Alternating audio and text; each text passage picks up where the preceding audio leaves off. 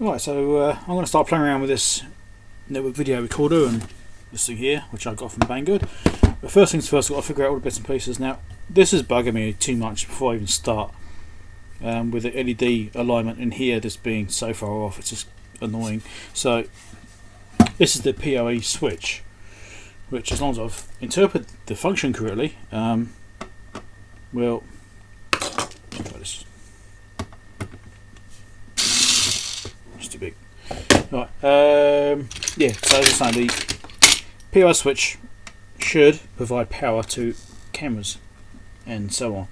So the idea there is that it powers the cameras and then just forwards the data through to the network video recorder.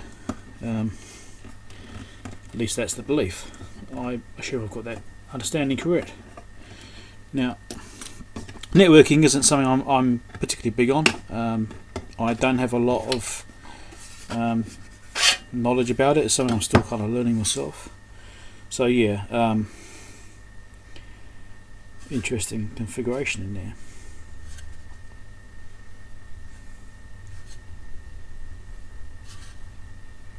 Very interesting configuration.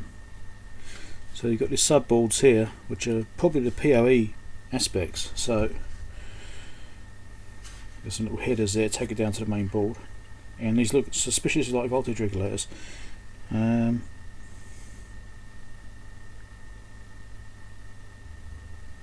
don't recognise the numbers, but you know, a couple of big storage caps on there, but this, yeah, these LED displays being out of whack, annoying. But even here you can see they're wonky, they're twisted slightly. So that's just what's bugging me basically. So I'm going to try and straighten those up and get that a bit nicer. At least in theory. It seems to be bending a little bit anyway. So I just want to get those lined up, and then I'll be happy with that. I just don't like it not being aligned. It's better, but it doesn't come right forward to the front of the case. You know, even all of them are out of alignment.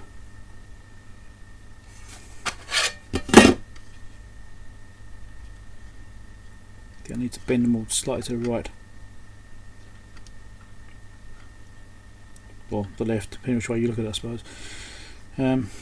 Also, I might need to loosen the board and bring it forward very slightly as well.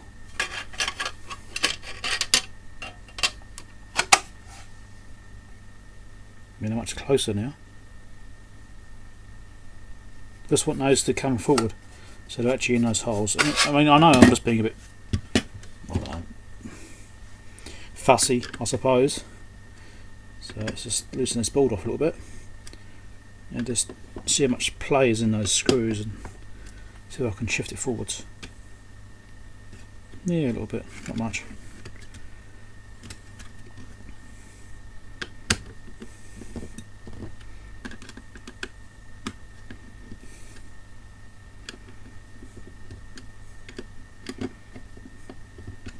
Yeah, I mean, I'm not being fussy about it, but anyway. I just want it to look a bit better. Yeah, I mean, I do now. Now, at least they line up with the holes. Right. So, I mean, it's a fine unit. It's okay, but it's just little details like that. You know, the actual assembly side of it was not quite as good as it could have been. But I'm just being fussy, you know, obviously.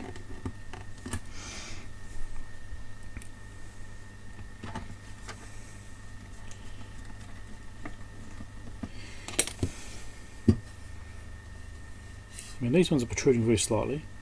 Just feel them, but these ones are completely recessed. Not an ear protrudes slightly. Yeah, no, I might play with that some more later on, but anyway, you get the idea. Just a bit of touching up on that. So I'm going to get all the bits out and get it all prepared, and then I shall go through the whole process and see how it goes. I've got no idea what I'm doing, so I'm learning this as much as you're watching me learn it.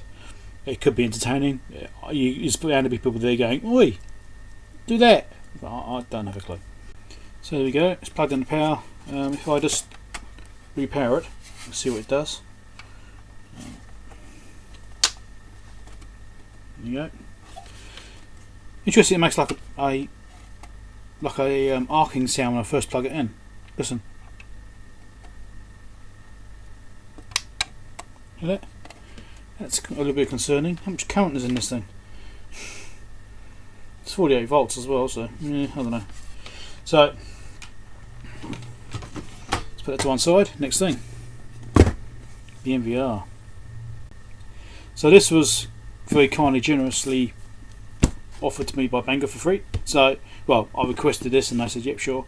And so be sure to check out the links below for the Banggood items, which they've supplied to me for no cost, right? So I haven't paid for this. Banggood agreed to, provide it to me. So, so I'm trying to give a unbiased review, but also equally, I want more free stuff. But I'll tell you kind of how it is anyway. Right, so this doesn't have a driver in it right now, but it's a network video recorder, and so your Ethernet port, eSATA, VGA, HDMI, USB, and it's also got a mini USB here. Oh, sorry, micro USB, which is used for the power for this thing, and it has this tray here for installing a drive, 2.5-inch drive. I have drives laying around, or I'll have to sort something out for it before I can actually get the thing going, I think. So what else is in here? So in here's a little package. You will see me go through this briefly on a mailbag anyway, if you've looked at the video. So, little charger, which has got my using connector on it, with a little micro USB on there, and some documentation and stuff, which I'm not going to go through right now because it's just bits and pieces. And there's some screws here for so you mount in the hard drive. Okay, so it would have been nice if it came with a little hard drive, but you can't understand it because of the cost. The hard drives is almost as much as a unit, really. So I can't understand them not doing that. Let's just move all this packaging to one side, and I shall come right back. So, interestingly, I'll just notice on here it's got a cover, which you may be able to see. There you go, expansion slot.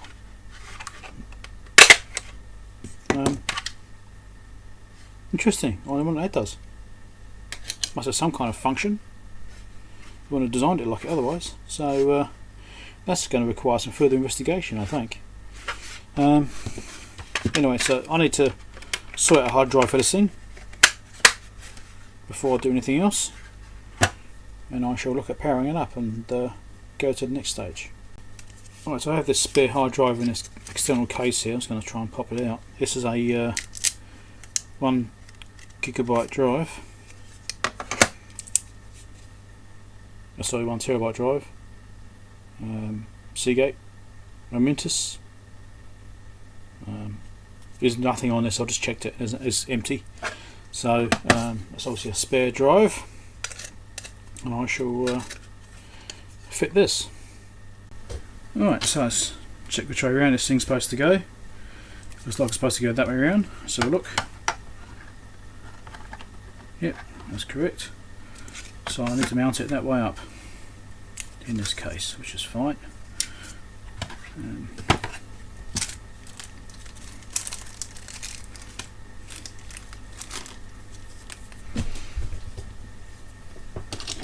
Don't know how exciting this is going to be in video, but anyway, let's try and get this done. These holes have got a fair amount of clearance in them, which may or may not be a good thing. I can capture it on camera actually, so I can show that. There's a bit of clearance there, which I don't know.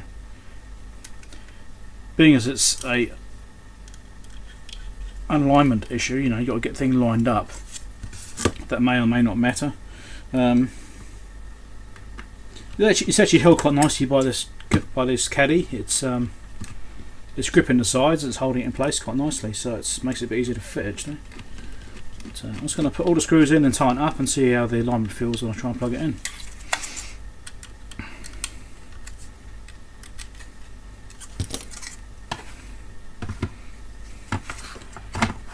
I mean, there's a lot of slop in the carrier as well, and I don't know which one's restricting the movement. Try and see if it's aligning. So getting off to one side very slightly, but it's alright. No, it's going in alright. Okay. It's hopefully in properly. Doesn't feel very positive because the whole case is just a little bit flexible there, but right, so that's a drive-in, and I shall carry on with the rest of it. Right, I'm kind of set up. I have the ESCAM plugged in to the monitor, and mouse plugged in, power cable half in, ready to push in, and we shall see what the boot up screen is like. Let's turn the monitor on first to see what comes up. Right. You can hear the drive spinning up a little bit.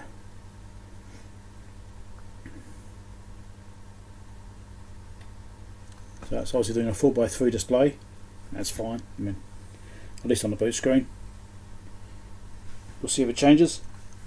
It's supposed to be an HD thing, so it should do it, I'd imagine.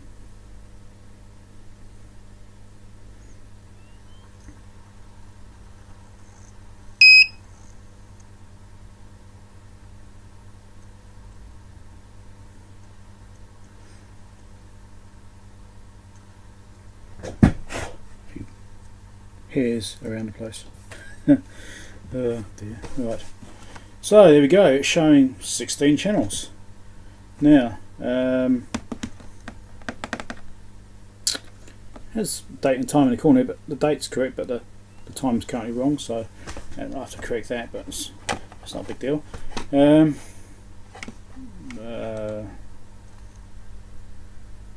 Right.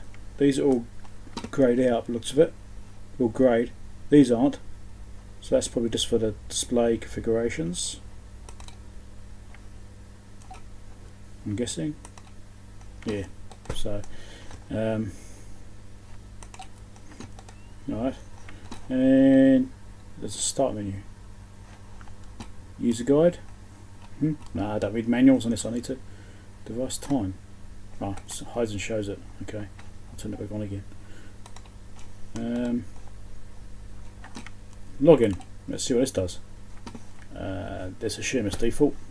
Obviously I'll have to change this later on. Yeah, okay, so let me in at least. English, yes.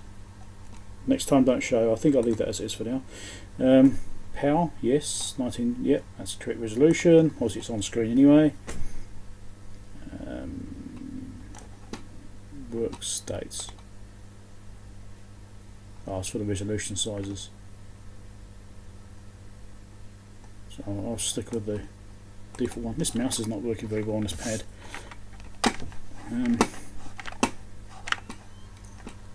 It's a spare mouse I have laying around. IPs. Now, the IP cameras I want to use on this, I've reset back to default settings. I don't remember what the IP addresses were. So at this stage I should probably update that and figure out what those were, and then I'll set these IP addresses up to suit.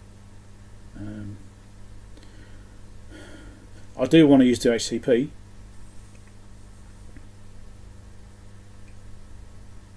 I think. Or don't I?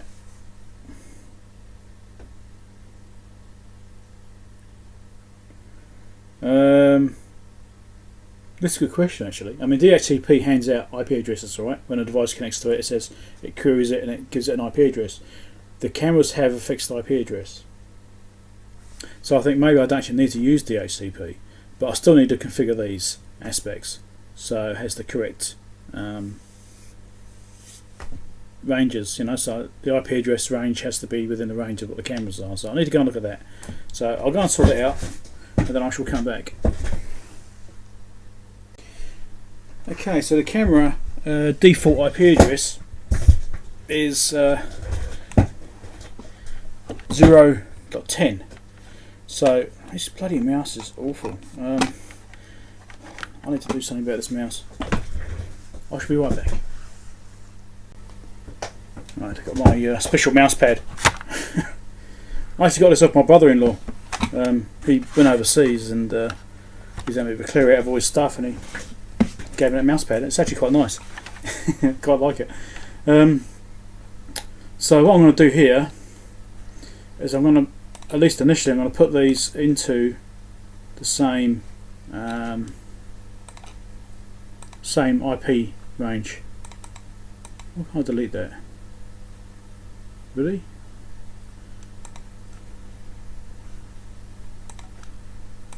I'm going to have to do that by then. Okay. But I'm going to increase the subnet mask. 0 left. Just to give it a wider subnet range. So if I do change something, it will still work. Default gateway, I'll make that 0 as well. Okay. So default gateway is 01.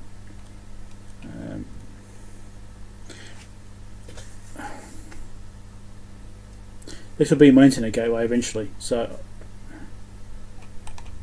I am going to put some sensible settings in this. Let's just get this roughly right, shall we? Let's go 200. It's just an upper range where it's out of the way.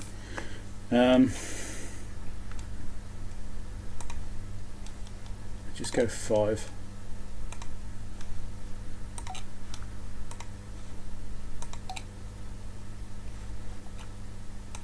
That'll just do for now. I think my IP address gateway is on 5. I don't remember exactly. It's been a while since I played with that. What the hell's the QR codes on here for? Apps. Apps for the phone. That's handy. That's a nice built-in feature. I'm going to skip that.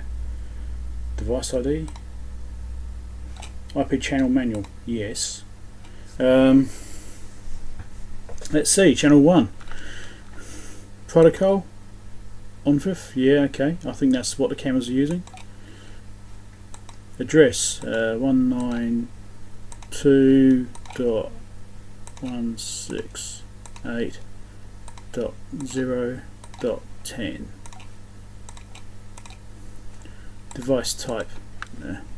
Port. I don't know, actually.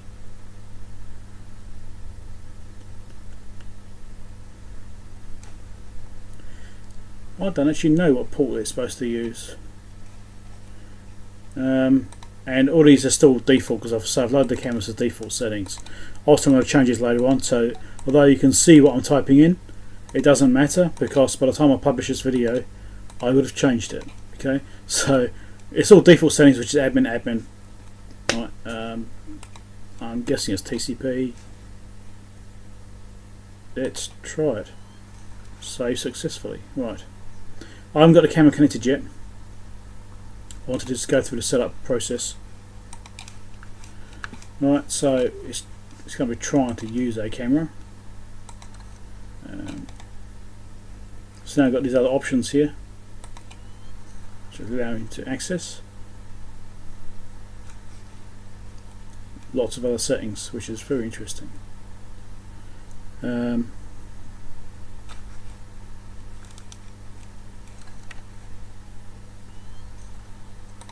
Protocol.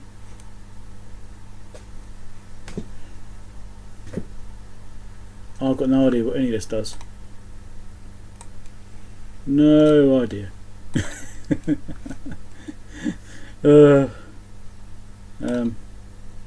System information, obviously about this unit, I'm guessing. I'm not going to be using PTZ. Daylight saving time. Now, in my country, we're actually backwards, I suppose. I always find that when I do daylight saving time devices, it doesn't. Sometimes it doesn't let you actually set the correct settings. What are the correct settings for New Zealand? I've forgotten now. I think it's last week September to first week in July. Is it? Something like, I don't remember. Resolution.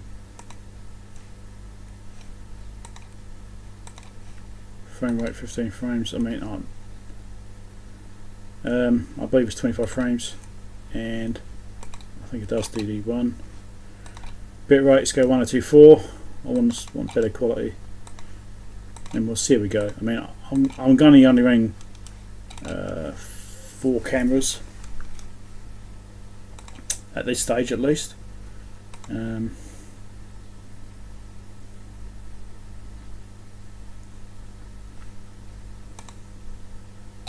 So, encoding options, nothing settable. Mainstream, nothing settable. Video, nothing settable. Resolution, nothing settable. I don't know why I can't change any of these. There must be a reason for it. Schedule recording, motion detection, video lost, tampering alarm, video mask. Okay, let's pause this for a second and come back. I just have to break the video up because otherwise the audio goes out of sync.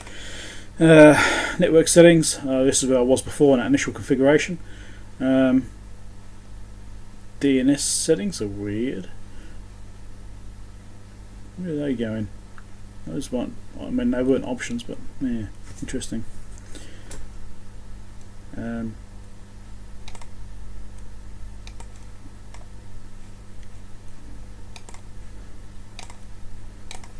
I should make these whatever the gateway address ends up being. Oh dear. 168.5.1. I'm pretty sure I have to change this. I don't think that's right, but yeah. Second DNS, I don't want a second DNS. So,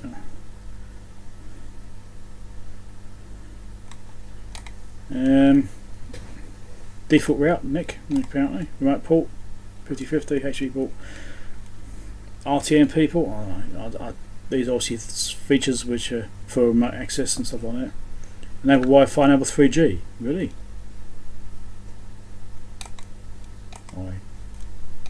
Maybe that's what those expansion ports are for, is for these options. Dynamic DNS, yeah, I'm not using that. Routing TP, not using that. Email settings, so that could be handy, but I'm not using that right now.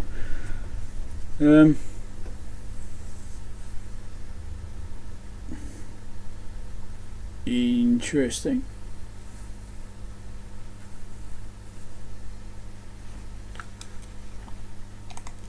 iCloud, local TCP port registered. Now, this isn't currently plugged into any network, so I'm not quite sure what the story is with that. Don't know. It's interesting. Alarms. Okay. So it's got lots and lots of features and options in here. It seems pretty comprehensive. I mean, I don't know. This is the first network video recorder I've actually owned, so this is a new thing to me, which is probably quite apparent from just me, fiddling around with stuff and just trying to figure things out, as you can see. Hard disk drive, status number. At least it seems like it's reading it okay. I mean, it's not formatted, but well, the hard drive is formatted, but obviously not be formatted on this.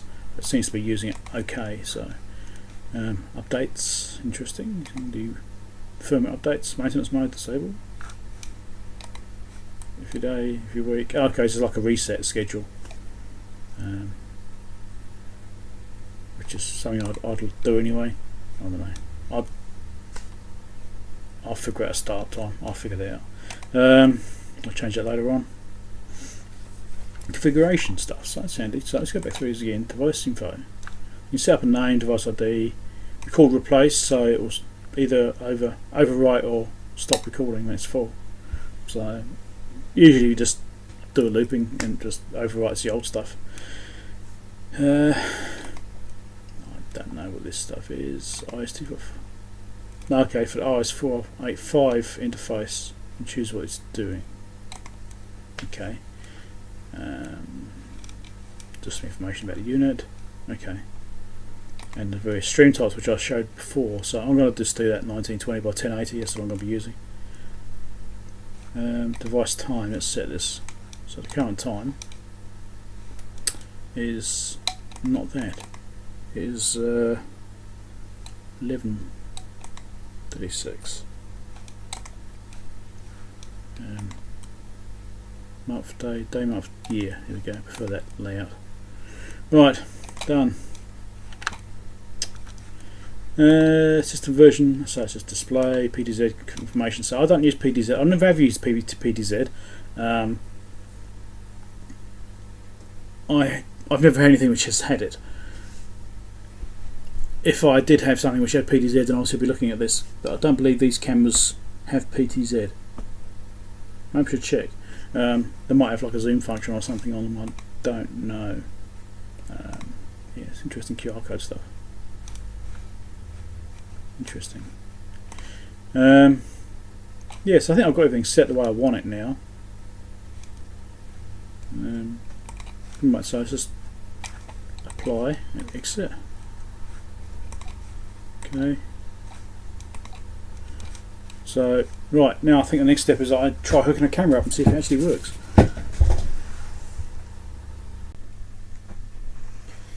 Right, so I'm playing around with this thing a little bit now, just to try and get it to work.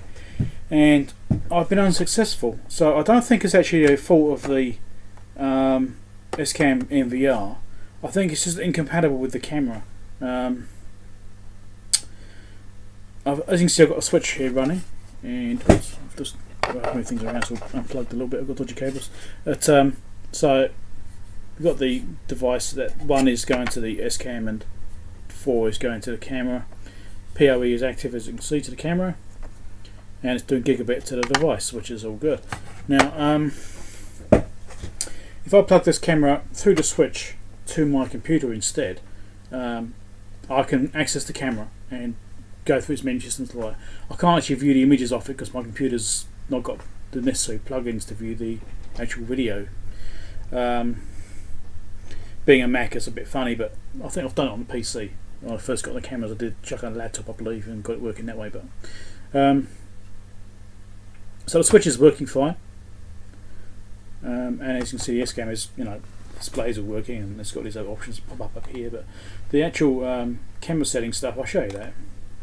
Now, there's this search function here. This is just some stuff I've been playing around trying to get it to work.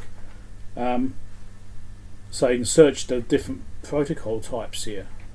And I'll do a search countdown. I'll try and find any cameras that are on the network. But unfortunately, I cannot get any results. So it's as though the camera is using the wrong kind of communication protocol or something, so this won't work with it, which is a shame because that's really what I wanted it for, to use it with these cameras. So I'm going to have to do some more research on that. If anyone has information about or knows more about this sort of thing than I do, which is quite likely, please let me know in the comments. Network cameras and NVRs is completely new to me, so I understand about networking a little bit, but this is a little bit different, and the protocols they use and that sort of stuff. So this has got, I think it's an I8, I8H, I8S, I9, I12, and ONFIF. So that's the protocols it's searching. If I go to there, right, so there's camera 1 set up. That's the IP address for the camera. And that's protocol. I'm going to try and I'll try all these protocols. And if I do a save there, it will probably come up saying offline. There we go, offline. Alright, so yeah, it just doesn't seem to communicate with the camera. So I doubt it's this unit's fault. I don't think it's anything wrong with this. I think it's the camera which is just incompatible. Because I know very little about these particular cameras, especially. There's no mention of what protocol they actually use, apart from the H.264 compression. So yeah, I'm at a bit of a loss. So if anyone's got anything there can help me with that, then that'll be good information to have. As for the person which asked about the PoE switch, I'll probably drown out by scratching it because I'm not close to it. Anyone asked about the PoE switch? There was one guy asked about a review on this, and yeah, I mean, it seems to work. You know, so I've connected to my computer instead, and the computer can see the camera and it's working, and it shows like gigabit speeds, and you know, you can see it. It's all right. Build quality is not the best, but you know, if it works, it works. You know, and you know it's fine. The cable can't unplug this because I've got a broken cable, hasn't got a clip on it, so it's just falling out. It's not latching, so you know it's my own fault for that. But I mean, otherwise it seems fine. So I think this switch, you know, it's fairly cheap. It wasn't that expensive, so I think it's worthwhile investment. I'll be able to use it for some other things anyway. But I think the NVR itself is working. It just doesn't work with my camera, which is a shame. I've got the cameras for free, so I actually like to make use of them somehow. So please, someone knows about NVRs and network cameras and you know that sort of stuff, get in touch and you know chuck some info in the comments, or if you know about this GeoVision camera. So this is the camera here. Right, it's a GeoVision BL 110D, which is on the label here somewhere. Here you go, GV BL 110D. So I've got 4 of these, all the same. And so the computer can see them. And but as far as like protocol they use, whether this is incompatible with these, well, it appears not to be. But yeah, it seems like that may be the issue. I may need a different DVR unit which can support these cameras, but I don't know what that will be, and I can't just keep on buying units on hope that I'll find the right one. This one obviously was free from Banggood because you know that's one of the things I requested because I wanted to get the system working. So in this case, it hasn't cost me anything. But hopefully I've learned something from it, and hopefully you've also learned something from it. About just because it's a network video system doesn't necessarily mean it's going to be compatible. But yeah, it's what it is, isn't it? Okay, so yeah, man, it's all fine. I don't know what makes this pop up. I haven't figured that bit out yet.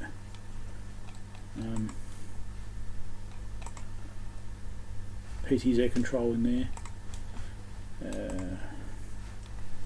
Display settings stuff. Sequencing. Don't know what it is. Seems to collapse it. I mean, it's user guide. I should have a look at that. Is that what the user guide is? That initial setup? It seems to be. It is. So that user guide thing isn't actually instructions how to use it. It's just that initial sequence that goes through when you first start it up. So anyway, I'll leave that on. What else we got here? That's just obviously settings, playback. You've got recorded stuff, backing up, alarms. So video lost obviously because none of them are working at the moment. Snapshots. I guess I don't do that because I've got nothing configured yet. What's this one here? Looks like the playback system, which is currently obscured. No, maybe. There you go, close. Right click. And that looks like a notepad to me from Apple. That's your file manager and recording. What else we got over here? Sound, volume. I haven't got any audio system, so it doesn't matter. And some other user app icon. Yeah, I don't know. I mean, I think the actual unit itself is okay. It's just my camera doesn't like it. So again, if you can give me a hand with this, please do. And thanks a lot for Banggood for sending me this ESCAM. Hopefully I'll get a buy of it, and maybe even just get different cameras. But you know, I want something. So have a good one. Remember to check out the links for the NVR and that sort of stuff. And if you follow those links, they track to my site, or to my channel rather, and then Banggood at least know that traffic's been generated from my video, and helps me to get more items. So much appreciated if you can follow those links and hopefully buy some stuff. So catch you later. Bye bye.